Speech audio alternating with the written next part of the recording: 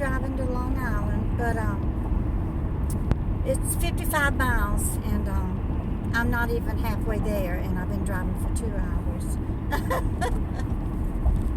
Oh, Lordy, this traffic.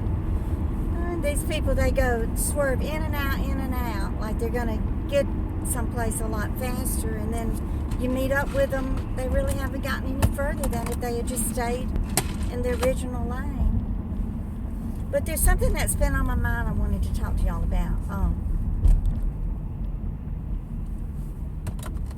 It's not a pleasant subject, but the reason it's been on my mind is because all of this Chris Watts has been on the news and on a lot of my YouTube videos and everything. But for y'all who have been watching it, he's the father who murdered his wife Shannon and their 2 little girls. And Shannon was pregnant, so he killed their son too. But what makes a man do something like that? I just can't figure it out. I mean, they say a sociopath, you know, there's a difference in a sociopath and a psychopath. A sociopath is born without a conscience, I believe. So I guess they don't know right from wrong. But I mean, that Scott Peterson, you know, he murdered you know, Lacey and their unborn baby, and then just went on with his life like nothing had ever happened. I just don't get it. And I'm wondering, can a mother forgive a child who does something like that? Of course, Scott Peterson's mother, she went to her grave, you know, denying that he had even committed the murder, even though he was, you know, found to be guilty of it. And then this Chris Watts' mother, I was really feeling sorry for her in the interview that she did on TV, talking about it, and she was saying that, you know, what a good child he was, and he had never harmed any animals or shown any kind of, you know, no signs whatsoever that he was capable of doing something like that. And I was really feeling sorry for her. And then she gets in court, whenever they have the court hearing, after he accepted the plea deal of life in prison with no chance of parole to keep from getting the death penalty. She gets up there and reads her victim impact statement and tells Chris that she loves him and that she forgives him. I mean, can a mother really forgive a son that actually killed his children, her grandchildren? And then to hear the district attorney up there and talking about how, I believe which one it was, Bella, I don't remember, but one of them, the 4-year-old, she fought for her life. Her little bottom lip was all, you know, injured and everything, and there was a tuft of her hair on that oil tank that he stuffed them in, and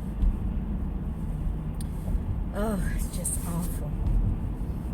But I mean, can you really forgive somebody?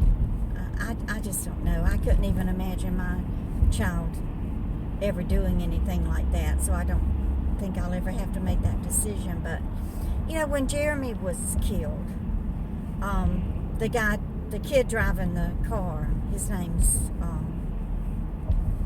I can't think of his name now. Oh, come on. Anyway, he was 18 years old. And he did ask for forgiveness, and I didn't want to forgive him. I was so mad at him, I just wanted to kill him. I mean, I just wanted to get my hands on him and wring his neck and say, oh, his name's Marcus Miller. Just get my hands around his neck and just say, you know, what were you thinking? Why were you drinking and driving and speeding? And why did you lose control and hit that tree and kill my son? I thought about hiring somebody to murder him. And it was just eating me up. I was just starting to hate myself. I couldn't even stand myself anymore. And I was just, you know, taking drugs and trying to numb all of the pain and everything with Valium and Xanax. And OxyContin and everything I could get my hands on, and nothing numbed the pain. Y'all, I had to forgive that kid. I had to actually, tell him, I forgive you.